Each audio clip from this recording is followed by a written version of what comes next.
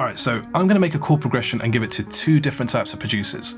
The first producer is a beginner, he's also one of my students, and he's only been producing for about 8 or 9 months. Now the second producer, he is a multi-platinum producer from France. He's worked with people such as Akon, Swizz Beatz, Rita Ora. He's also done a couple soundtracks in the Taken movie as well. So it's going to be really interesting to see what these guys can come up with. If you do love this video, make sure you subscribe, give us a big thumbs up, comment down below, it will be much appreciated. Alright, let's start. Alright, so I have no idea what I'm actually going to be playing, but I have told them that they can pitch up, pitch down, change the tempo of the chords, but they have to keep the same progression, so I will be sending them over the MIDI file.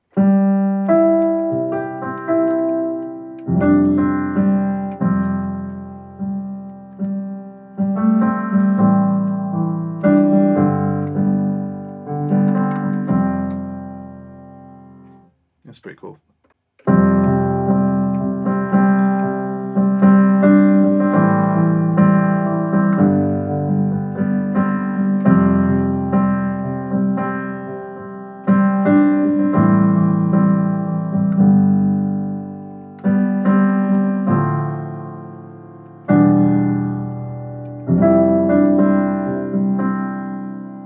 That's pretty cool as well.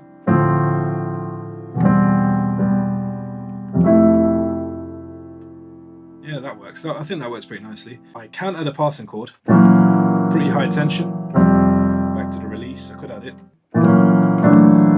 So I'm going from the F sharp 7 B flat in the bass to a B flat major 7 with a flat 5 and a sharp 5, I think it is.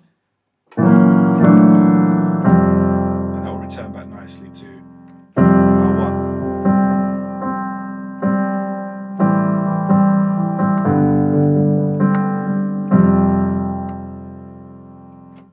I don't know actually. I might put it in, I might not. I'm going to be sending over the MIDI file to them, and let's actually see what the beginner producer can do with these chords.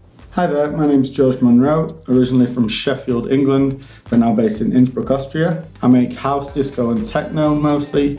I've been producing since March last year, so not even a year yet. I'm also one of Manny's students, and I've been given the task by him of making a track. Let's get into it. So the first thing I did was took the chord progression and put it into Diva with the intention of finding a sound that I could then base the rest of the track on.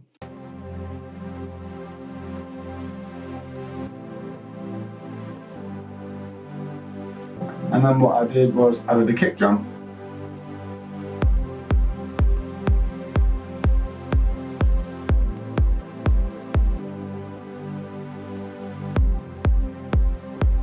And then from there on, I built the groove, so to speak.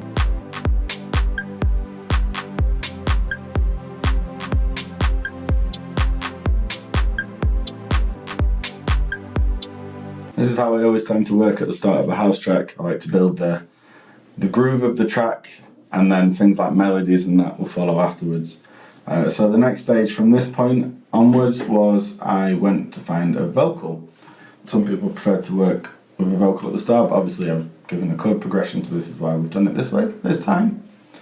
And this is the vocal we found. I don't believe that you're leaving me. We don't believe in love anymore. So now we've got the vocal, we've got a nice percussive section, like a nice groove.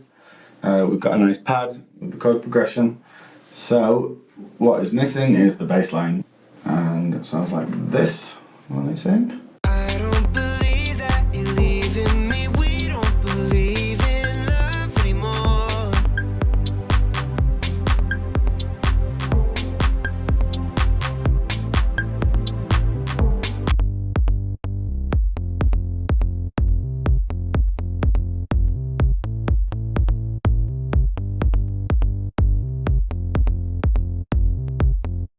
After this, I added a couple of loops.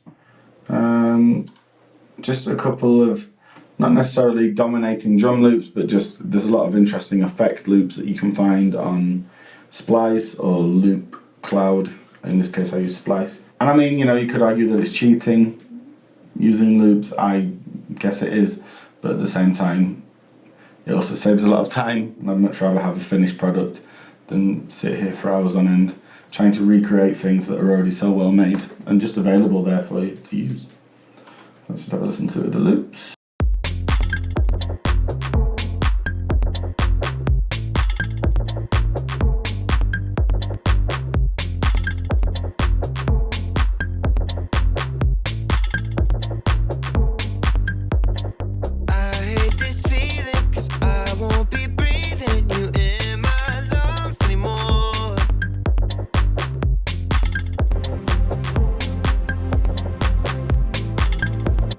And then later on I felt like the track needed a bit more depth to it. You can get a lot of interesting textures and grooves just by adding specific noises and specific places, which is what I like to do a lot.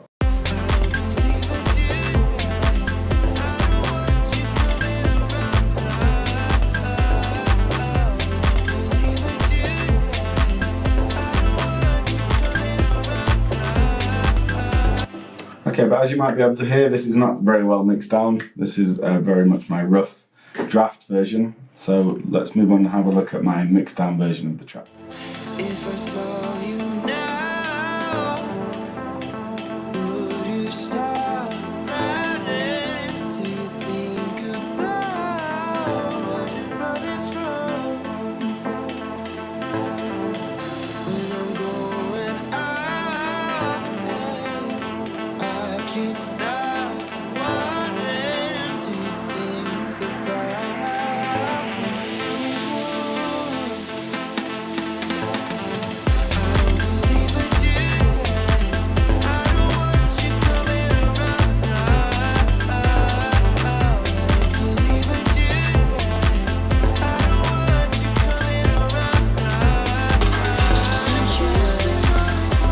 You should know you wasted my time. I don't believe what you said.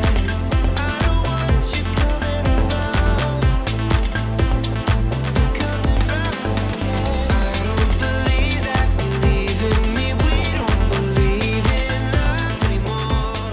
Alright, so I think George actually done really well considering he is a new producer. I mean, he's been producer for less than a year, and if he can turn over this sort of quality, he's definitely going to be one to watch in the later years for sure. His sound selection sounded really good. I think that the kick complemented the bass complemented the clap, and everything just sort of gelled really well in the tune. Even before it was mixed, it sounded pretty clean as well. And he also mentioned that he used a couple loops for the tops. Now, I'm not really too much of a loop person myself, but if I do use loops, I make sure I cut them up and get really creative with them and just completely destroy them. But then again, that's just the way I use loops. Let us know in the comments down below if you guys think that using loops is cheating, because I don't think it is. I think it's a really cool way to get more creative. That's just my 2 cents. But overall, I think that George done a great job. I think if I had to pick out one bad thing about it, I would say that the vocals could have actually done with a little bit more reverb, some delay, or just some sort of creative effects over time. They just sounded a little bit too dry and a little bit too static in the track. But again, he's been producing for less than a year. He's been mixing for less than a year, and that mix to me sounded really clear. Obviously, still needs a lot of work on it, but again, for someone that's been producing for only 8-9 months, it's really good. So I'm actually really eager to hear what the multi-platinum producer has done. Now, he's from France, so English is not his first language, and making the video for him was a real difficult task. So big salutes to him for really getting this done, because I know that it was really difficult for him to actually sit down and do a whole beat walkthrough in English. And you guys need to remember, these two producers are not YouTubers, so they don't have the correct camera, they don't have the correct lighting, they've never really recorded their screens either, because they just never have to. So please bear that in mind, you know. But again, it's not the quality of the screen recording that matters, it's the music that matters the most. So let's have a look at what the multi-platinum producer did with these chords. Hello everyone, my name is Taoufik. I'm a multi-platinum producer from France, and I'm one half of a production duo called Arengers. I have worked with artists like Swizz Beatz, Booba, Wale, Rita Ora for the last one, and so many more. So in this video, I will show you how I made that chord progression more interesting, and we'll also break down the rest of the track too. Let's get started. So I used the Prophet 6, one of my favorite presets, because Prophet 6 have something very different than VST. Every note sound very different. Every chord are very different. That's not like VST. I don't know how to say in English, but there is a lot of imperfection inside, and this imperfection gives a soul to the music. So let me play you the same first half of the chord progression with the Prophet 6.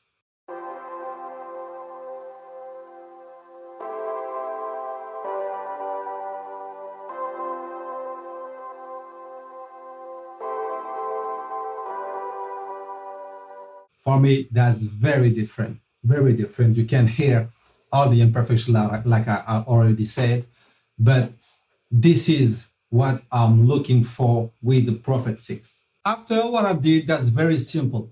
So I record the bass of this same chord progression with the Prophet 6. Why? Because that's an easy way to make a pre-chorus. And when I work with analog gear, I prefer when I start with the analog gear, I start until I finished with it. And after I work with the VST.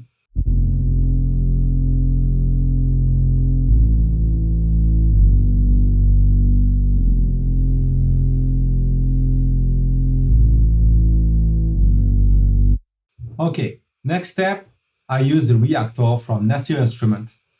Very effective. Love it, love this VST. So let me play you the simple melody that I'll play on it.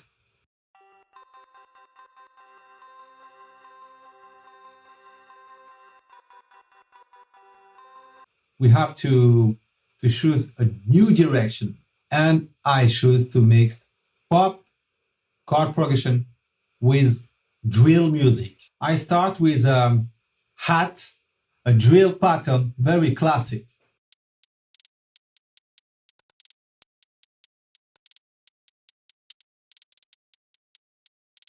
After, I add a shaker with the same drum pattern, same hat pattern.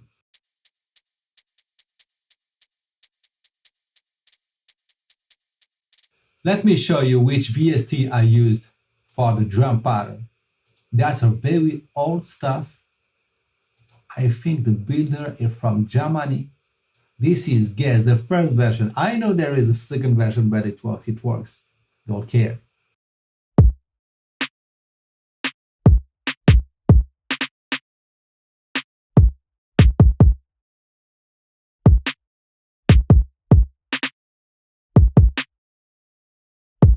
And the rim shot.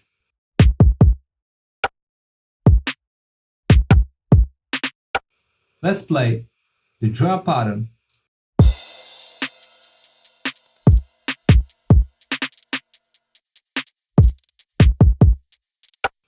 Of course, we need a bass. I used a 808 from the Aussie drum kit, and I program it here, as you can see.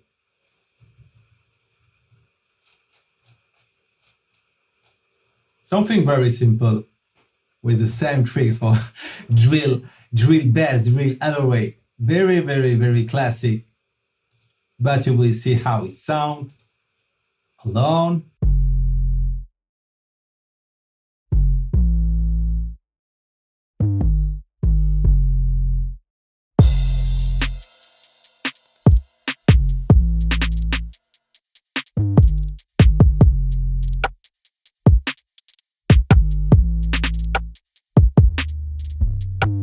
I don't have a lot of tracks. I think less is more.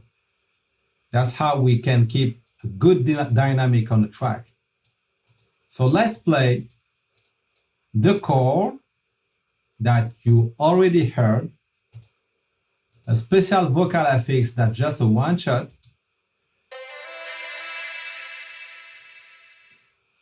from Splice, and the bass here, and the drum kit.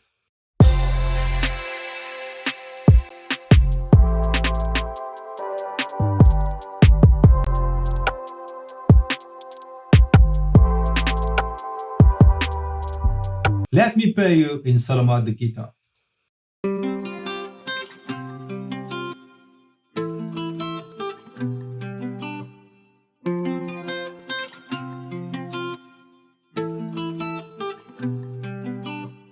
And an organ from Arcade. Arcade is a very, very efficient weapon.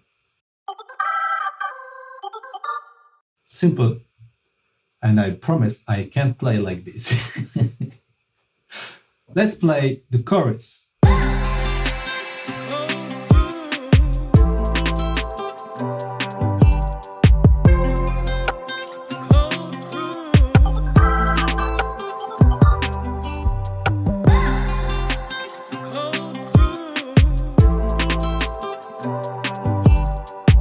Okay, let's see in detail what I did on every main part. I will not go to the FX because that's very simple. So let's check the first step, the Prophet 6 with the chord progression.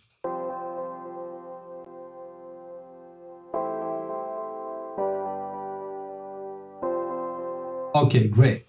Now, let me play you with the first FX that I choose.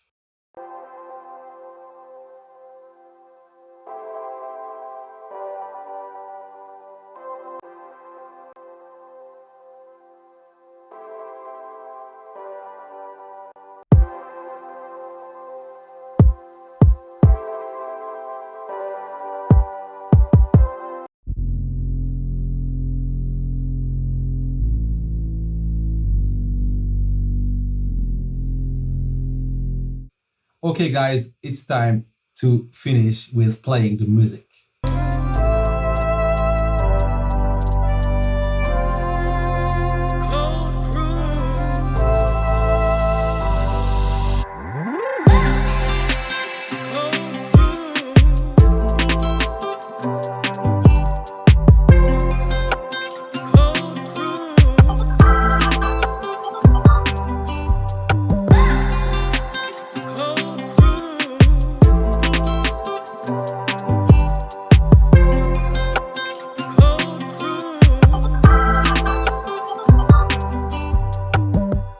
Let me know what you think about this.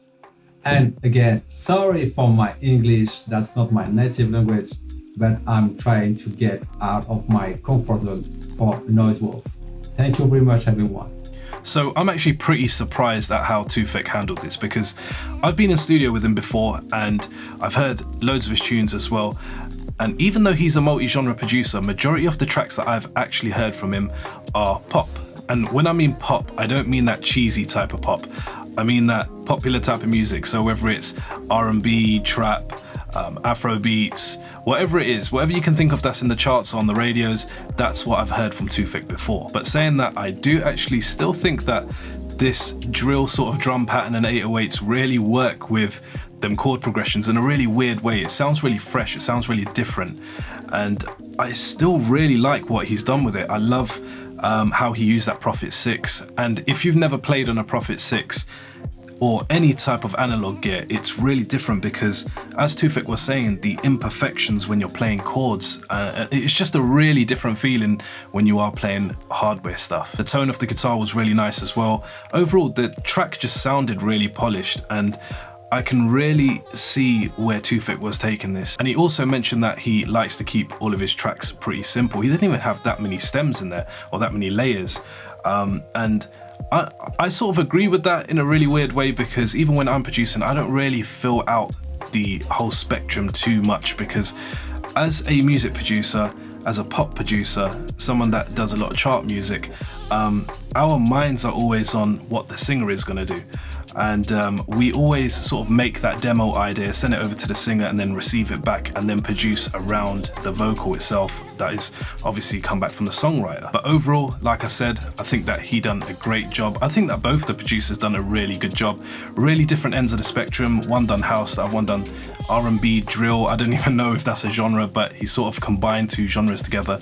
which gave a really interesting result. But that's going to be everything for this video, guys. If you did love this video, make sure you hit that subscribe button, drop us a big thumbs up, comment down below as well. It will be much appreciated. Thank you guys so much for tuning in. I'll see you in the next one.